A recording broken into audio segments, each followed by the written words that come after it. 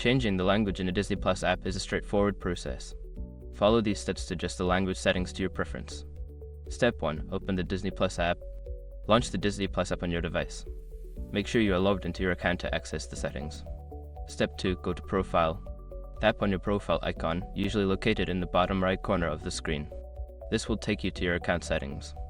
Step 3. Access app settings. Look for the app settings or settings option in the menu.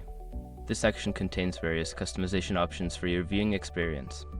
Step 4. Select language. In the settings menu, find the language option. Tap on it to view the available languages for audio and subtitles. Step 5. Choose your preferred language. Select your desired language from the list. Once selected, the app will update the language preferences for audio and subtitles. After following these steps, you should be able to enjoy your favorite shows and movies in your preferred language on Disney Plus.